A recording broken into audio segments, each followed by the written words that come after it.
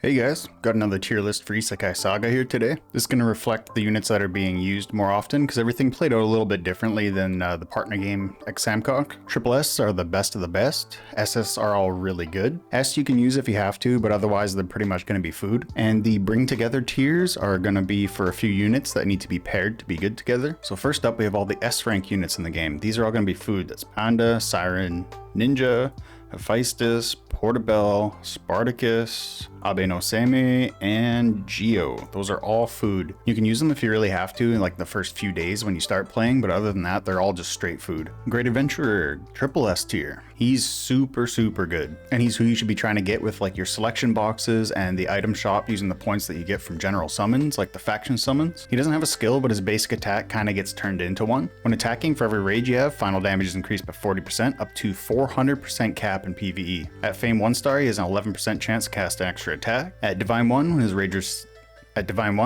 exceeds 8, his attack deals an extra 100% damage to adjacent enemies. When it exceeds 14, it deals 100% extra damage to all enemies. Really good. This combined with his extra damage based on how much rage he has, and he deals extremely high AoE damage. Most teams at this point in the game are built around giving this guy as much rage as possible. Next we have Gilgamesh going into SS tier. He has a lowish damage AoE that can be buffed quite a bit though, but it is dependent on having more rage than the target, which just so happens to work very well in the rage generating teams, especially in PvE. He restores 1 rage to all allies after casting a skill, and basic attacks have a 50% chance of stealing 1 rage from the enemy. He also restores 2 rage to himself and the highest attack ally after a skill is cast, which should be Great Adventurer, or at least your DPS that you're using. He does that all at Fame 3 star, and at Divine 1 star he both shields and buffs attack for the lowest HP officer.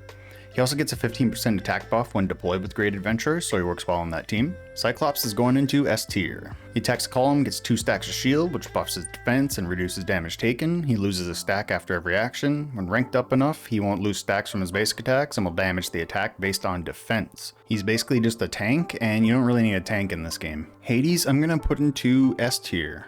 It's either high S or low SS. Pretty good single target damage on paper that has a 50% chance to poison the enemy. If they're already poisoned, the damage increases by 30%. At 9 star, after inflicting poison, skills cast again 50% damage up to 3 times per turn. Fame 1 star's trait has a 100% chance to inflict poison. Fame 3 star trait, when killing a target, deals 45% overflow damage to each remaining officer, and at Divine 1 star, ups that overflow damage to 60%. He can deal some decent damage, but it's not as good as you would think, so I would probably stay away from that guy. He doesn't really fit into a team very well. King Arthur going into S tier. She has pretty low AoE damage, applies a random debuff to the targets. She's got a low chance to restore rage for herself and an ally every time she applies a debuff, but keep in mind the debuffs are random from a predetermined set, so you won't always get what you want. She increases damage taken by target by 15% up to 45% for every debuff. There aren't many debuffs that your team will be doing though, so you have to rely on the ones that she does, and her debuffs aren't that great because they're random. I'm actually going to put her right at the top of S tier, because she can buff your damage quite a bit, but she doesn't really slot into a team very well. She will be useful in the future when you get stuck on certain PvE parts of the game. Because you'll eventually be fighting, like say you have 1 billion power, you'll be fighting 3 billion power teams, so they just have so much health, so you're going to need the extra damage in certain parts. But as of right now, she's probably high S. Probably don't food her maybe unless you need to, but I would keep a few copies just in case. Ares is S tier. I had him ranked way too high on the other tier list. He does single target damage, applies a shield to 5% of his HP to all allies. What actually makes him usable is the fact that he can remove debuffs from allies and he receives them instead. At Fame 1 star, he actually applies a debuff to the target and lowers their defense. He's pretty much only decent because he not only removes debuffs, but then applies them to the enemies, although there aren't many debuffs that you really need to remove yet in the game, besides maybe like Bewitch or Silence. Not until we get farther in the game when there's like AoE stuns that you gotta worry about, but right now he's S tier. Kengo is also S tier. Deals pretty low AoE damage, gains 2 rage upon killing an enemy at 9 star, casts a skill again after killing an enemy with 50% damage at Fame 3, and at Divine 2, gets rage after every action.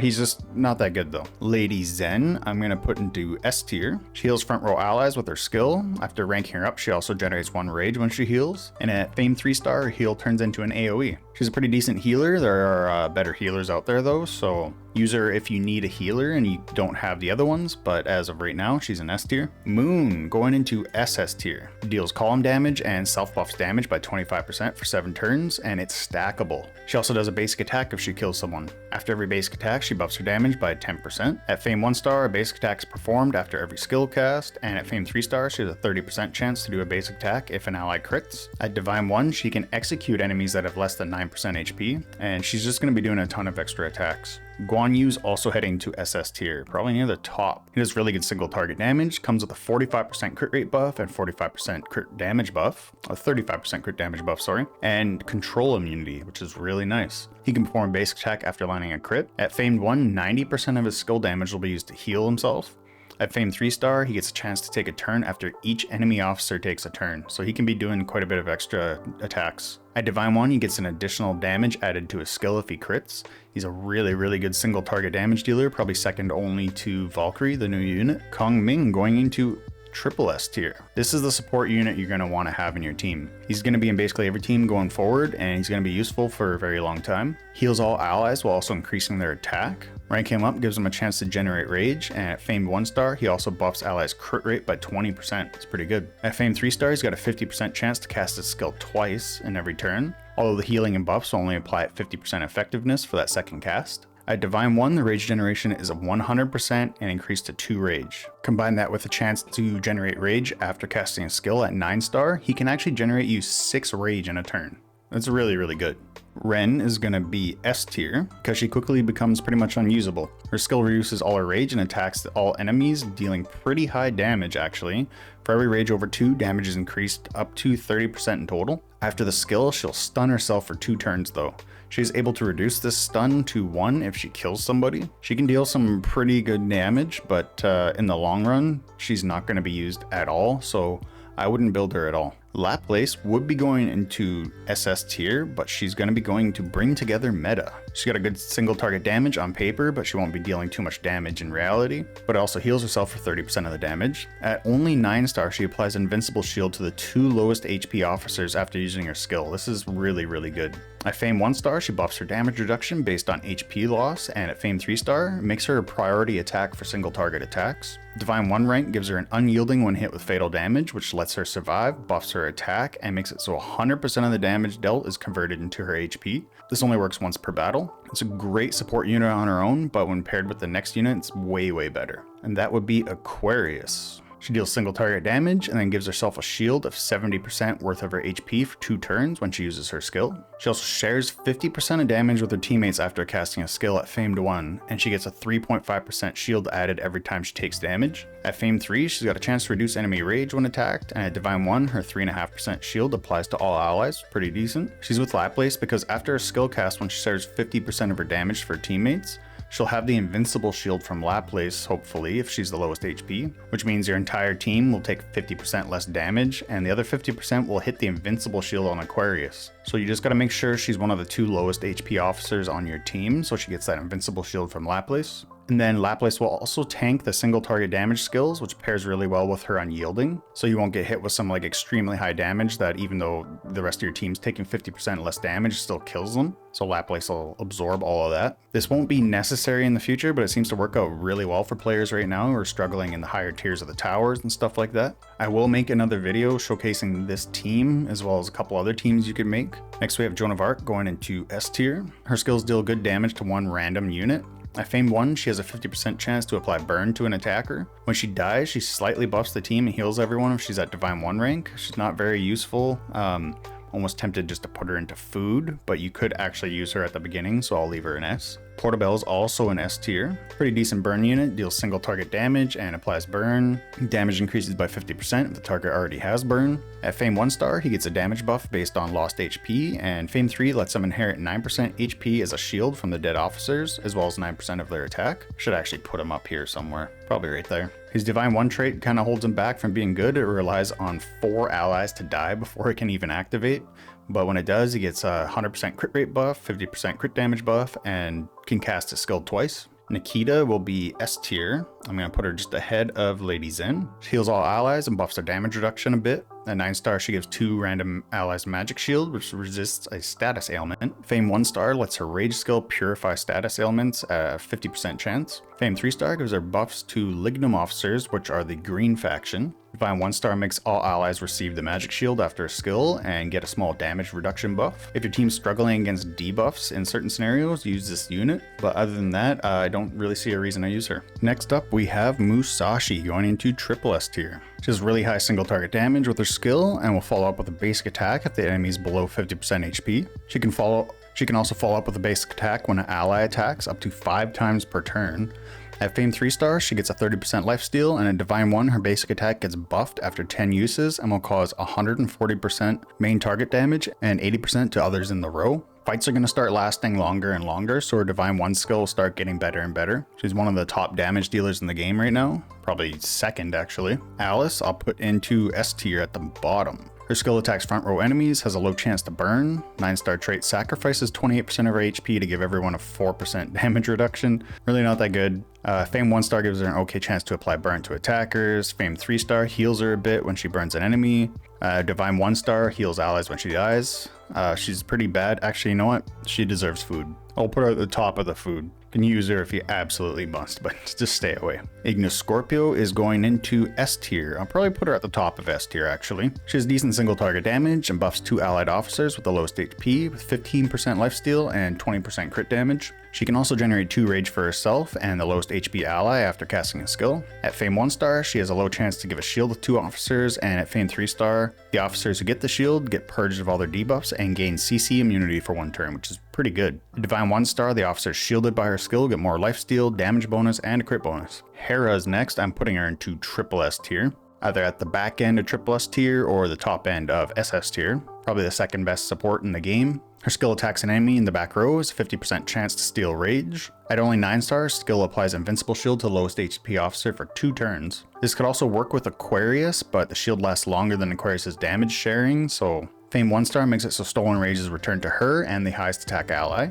Fame 3 star, she has a chance to restore rage to the highest attack ally, up to 3 rage. Her invincible shield's really nice, but she's also super good for reducing enemy rage and buffing our rage, specifically for Great Adventurer. Laura, I'll put into S tier, probably around here. She's about middle of the road. Her skill attacks an enemy column and applies mark for 2 turns, which increases their damage taken by 5% per mark, up to 3 stacks. 9 star, the max stack increases to 5, and her basic attack gets a chance to apply it. Fame 1 star gives her a 25% chance to counterattack, and Fame 3 star increases her final damage reduction by 12%. Divine 1 trait increases the stacks to 8, which is a 40% damage increase.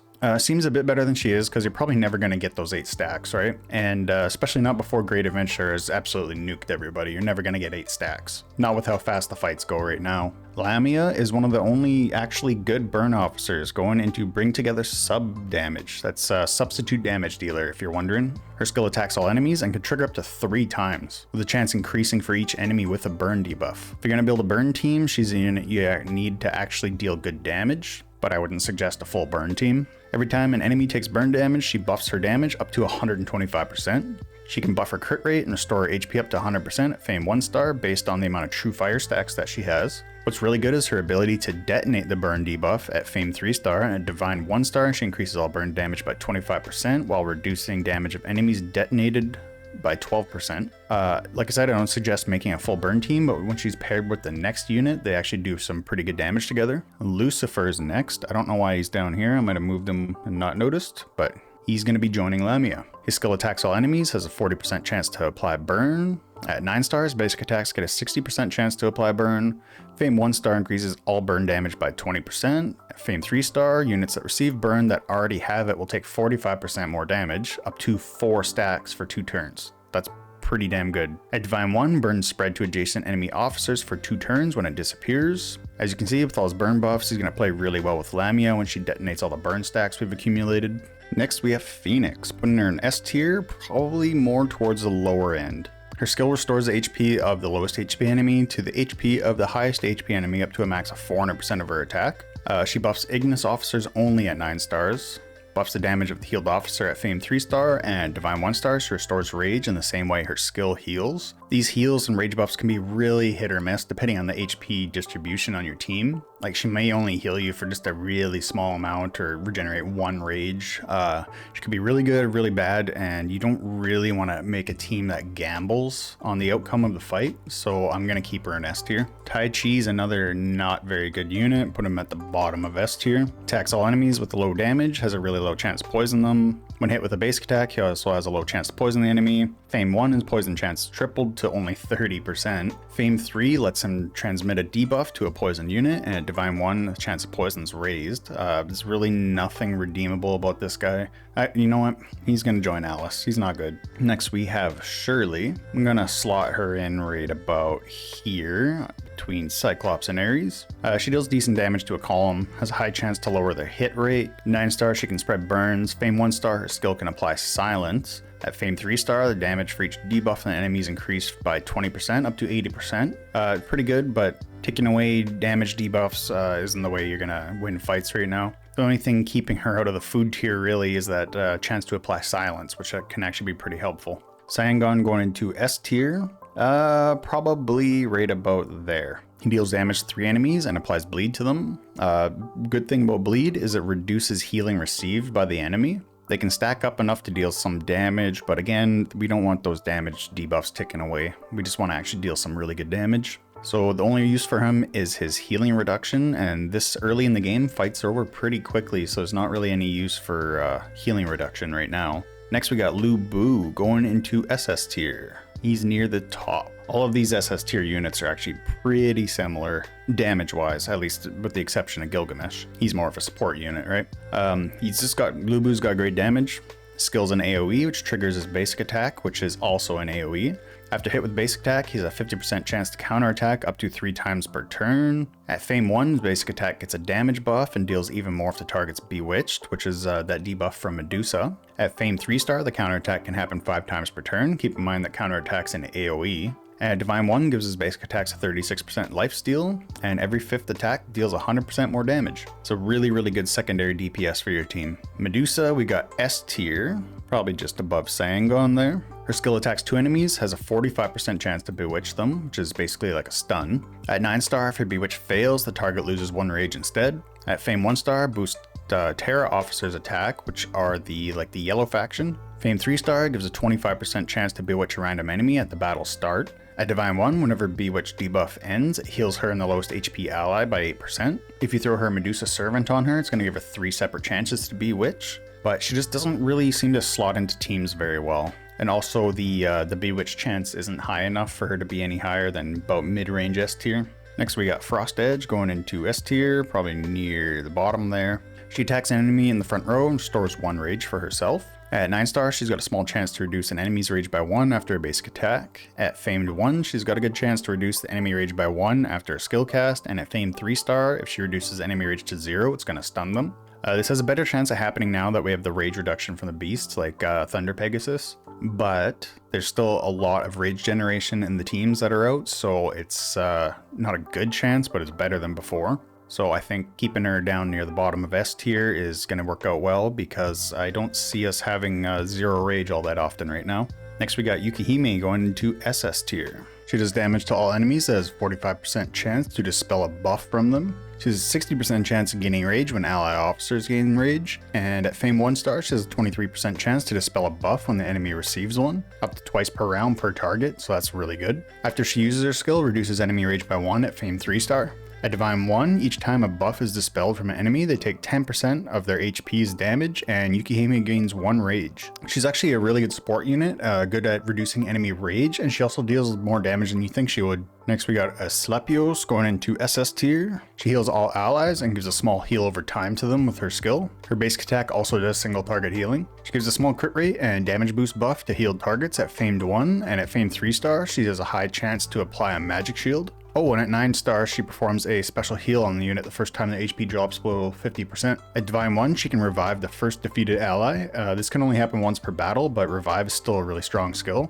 After some of the new game mechanics come out, this revive isn't going to be needed as much because there's going to be a couple better alternatives, as well as something that prevents even needing to be revived, basically. So that's why she's at the bottom of SS tier right now, because those new updates are coming pretty quick. So lastly, we have the new light unit, Valkrie. She's got the exact same skill as Guan Yu, but her talents are actually a bit different. She'll be hitting really hard with her single target skill, as well as buffing her damage and healing herself. Her 9-star talent isn't extra basic attacks when landing a crit like Guan Yu's is. Instead, she makes the Wrath self buff last 3 turns and makes it undispellable. So that's going to increase her damage output right there. Her Fame 1-star talent's the exact same, except that it heals 100% damage instead of 90% like Guan Yu's. Her Fame 3-star talent's also the exact same, but she doesn't get a chance for an extra turn after an enemy's officer turn. Instead, she gets a chance for an extra turn after an ally officer lands a crit. Her Divine 1 trait is totally different and gives all allied officers a 15% damage reduction buff and a 20% defense buff. I would probably rather her have Guan Yu's extra damage